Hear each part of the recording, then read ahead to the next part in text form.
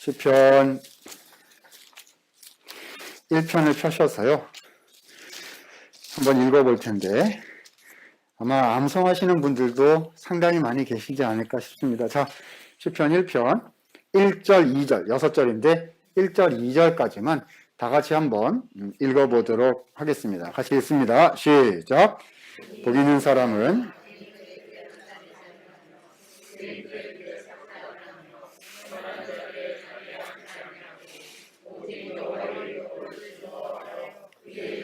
주야로 묵상하는.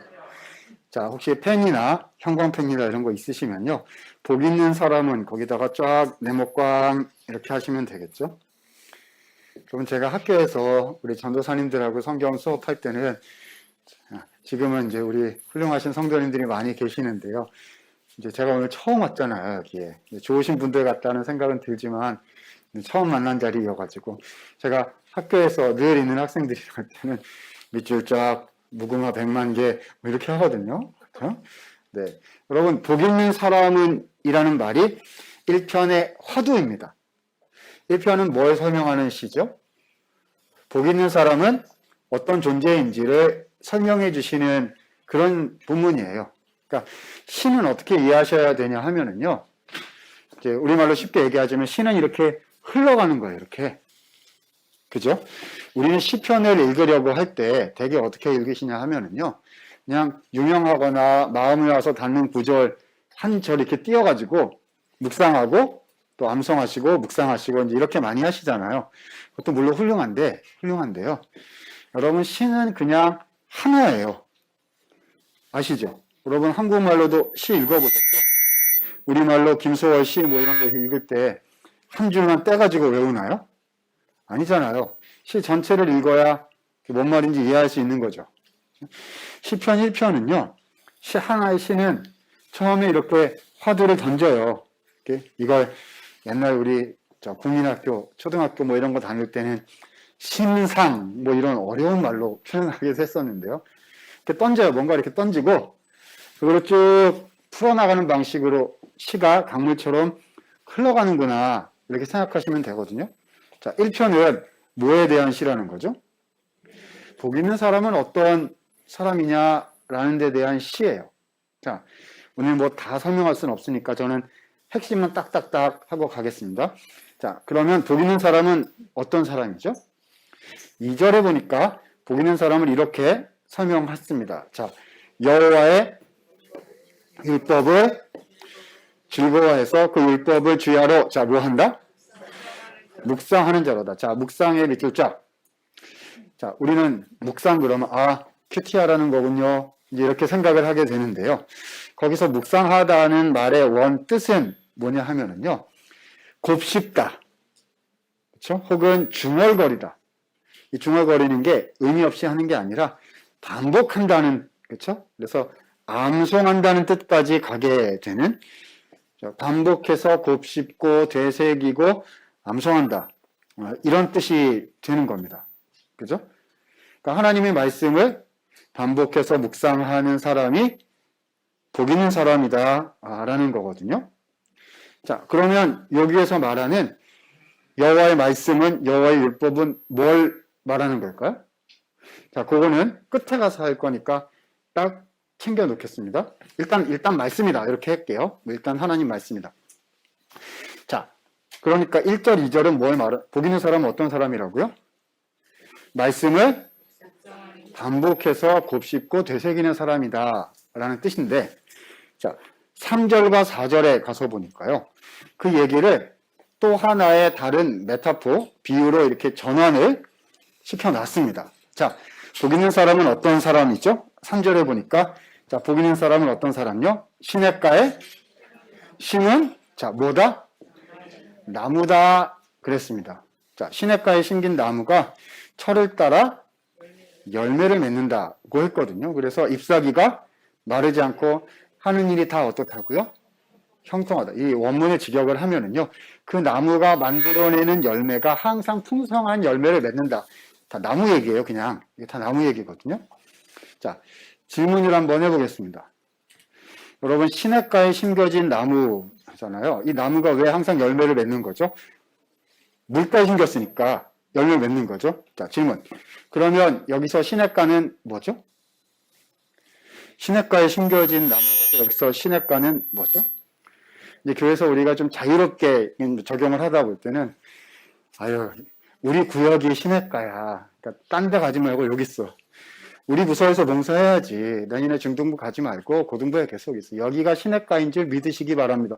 뭐 이렇게 하는 경우들이 있을 수 있는데요. 아니요. 본문은 그런 거 얘기하는 게 아니고 시냇가는 뭘 말하는 거죠? 2절에서 말씀한 하나님의 말씀에 심겨진, 그러니까 시냇가는 하나님의 말씀을 얘기하는 거예요. 하나님의 말씀에 심겨져 있기 때문에, 자, 이걸, 그러니까 시냇가에 심겨진 나무란 뭘 다시 표현한 거죠? 말씀을 항상 묵상하는 삶을 심겨졌다라는 표현으로 설명을 해내고 있는 겁니다. 우리가 이 시냇가에 심겨진 나무라는 표현에 너무 익숙해가지고요.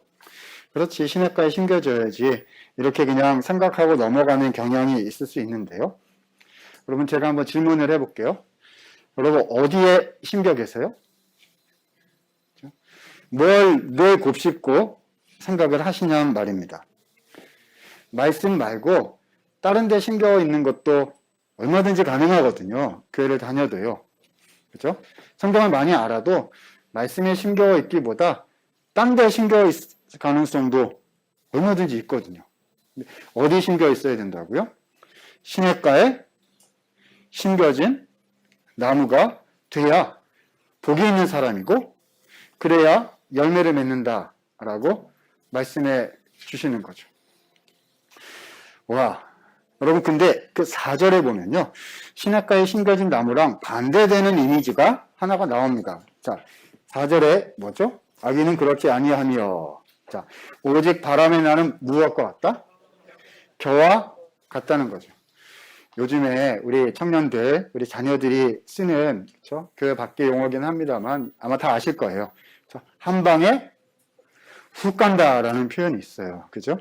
완전 시편 1편 4절 말씀이랑 너무 연결이 잘 되는 그런 구절인 것 같은데요. 여러분, 바람이 나는 겨의 특징은 뭐죠? 바람에 날려가는 게 특징이 아니고요. 겨는 뭐가 겨인 거죠? 3절, 4절을 묶어서 읽으면 심겨져 있지 않은 사람이 겨인 거예요. 그러니까 딴 데 심겨져 있는 사람을 뭐라고 불러요? 겨라고 부른다는 거죠. 평소 때는 시냇가에 심겨진 나무인지 아니면 겨인지 알 수가 없는데 바람이 불면 알게 된다는 거죠. 그럼 저는 이 3절, 4절, 이 9절을 읽으면요. 가끔 그런 생각이 드는 것 같아요. 한번 들어보셔요. 시냇가에 심겨진 나무에는 바람이 안 불까요? 불죠. 그죠? 똑같이 나무든 겨든 바람이 불어요. 그렇죠? 근데 언제 알게 된다는 거죠? 바람이 불 때 말씀에 심겨져 있어서 열매를 맺는 사람인지 말씀에 심겨지지 않아서 겨인 게 드러나던지가 보인다는 겁니다. 그래서 저는 이 3절, 4절만 읽으면 교회에서 옛날부터 어렸을 때부터 많이 특히 이제 어린이 부서에서 유독 많이 부르는 노래가 하나 생각이 나요. 혹시 교사, 뭐 유치부, 유아부 교사 해보셨으면 근데 제가 그 노래 이렇게 보면요. 되게 이상한 게 애들 찬양이 아니거든요. 내용이. 어른 찬양인데 어른들 예배 때는 절대 안 부르고요. 애들하고만 율동하면서 불러요. 근데 애들은 그 말이 무슨 말인지 몰라요. 자, 무슨 노래일까요? 바람 불어도 괜찮아요 라는 노래 아세요? 율동하고 바람 불어도 괜찮아요. 애들은 무슨 말인지 몰라요. 그게. 애들은 바람 불면 신나죠. 우리는 바람 불면 안 되거든요. 우리 가정이나 우리 교회나 내 직장이나 바람 불면 바람 불어도 괜찮아요. 안 괜찮은데요. 괜찮아. 왜 괜찮죠? 맨 마지막에 뭐가 나와요? 주님 내 안에 계시니까 나는 괜찮아요. 애들이 막 율동하는데 걔들은 무슨 말인지 몰라요. 근데 그냥 뒤에서 부모님들이 우리 교사분들이 그 찬양 부르다가 내가 은혜를 받는 거죠. 그래서 교사하다가 신앙이 자라고 뭐 이러는 거 아닙니까? 그죠? 불어요. 시냇가에 심긴 나무도 바람이 안 부는 게 아니라고요. 근데 괜찮아. 왜죠? 시냇가에 어디예요? 말씀에 심겨져 있거든요. 심겨져 있거든요. 그러니까 오늘 아침에 키티 하셨어요? 뭐 이렇게 물어보는 그 정도의 도입 수준의 그런 얘기가 아닌 거죠. 그렇죠? 요즘에 무슨 생각하세요? 뭐 이런 질문이에요. 그렇죠? 요즘에 어디 심겨 계세요? 뭘 그렇게 자꾸 생각하시고, 그렇죠? 뭐에 끌려다니고 계세요? 뭐 이런 종류의 질문인 거죠. 말씀에 심겨 계십니까? 이거 되게 힘든 거예요. 왜냐하면 돌아다니면서 액션 하는 게 훨씬 속이 편하거든요. 다니면서 막 뭘 해야지, 뭐 문제를 해결하든지 뭐 하죠. 근데 어떻게 심겨져 있으래요. 그렇죠? 말씀을 묵상하고, 말씀을 의지하고, 말씀 붙잡고 기도하고, 그렇죠? 말씀이 심겨져 있는 삶이 복된 삶이다. 근데 지금 뭘 하고 있다는 거죠? 시편의 첫 번째 해석의 렌즈를 하고 있단 말입니다. 자, 좀 더 들어가서 그러면 한 가지 더 말씀을 드려보겠습니다. 자, 2절로 다시 돌아가면요. 자, 그러면 어디에 심겨 있어야 된다? 여호와의 율법에, 율법이란 가르침이란 뜻이에요. 그렇죠? 여호와의 가르침에 심겨져 있을까? 말씀에 심겨져 있어야 된다는 건데요. 그때 말씀이 뭘 말하는 걸까요?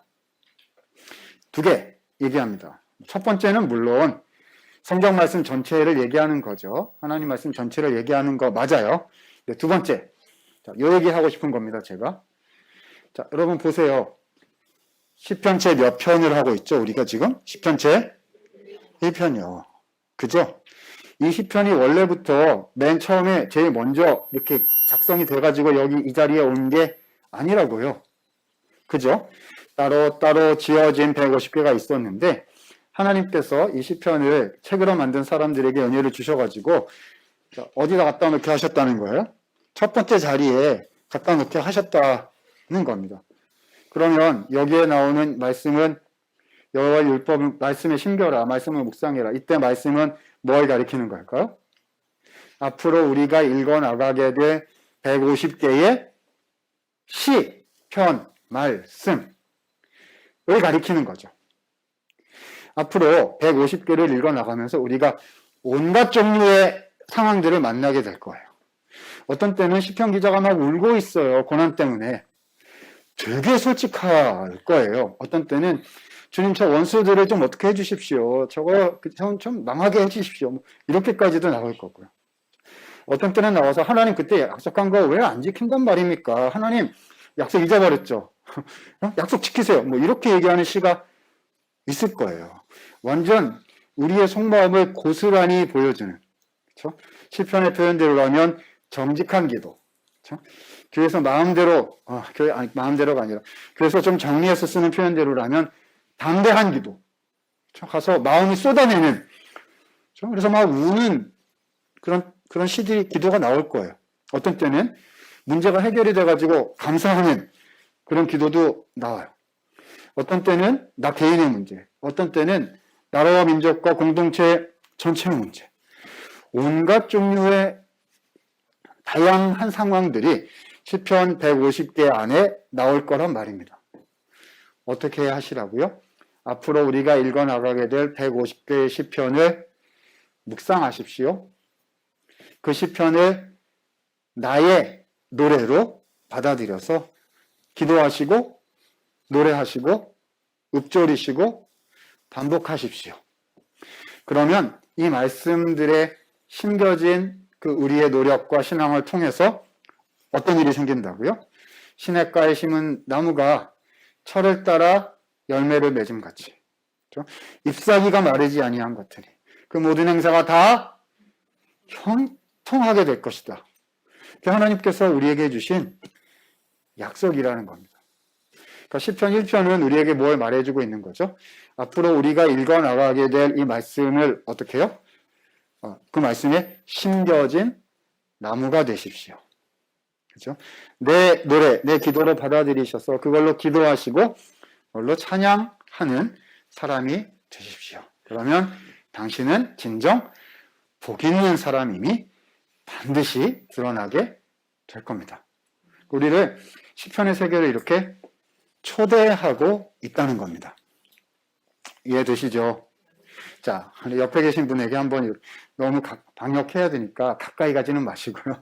이렇게 보시면서 혹은 온라인으로 보고 계시면 또 절 보시거나 옆에 가족분 계시면 가족을 보시고 이렇게 한번 인사하겠습니다.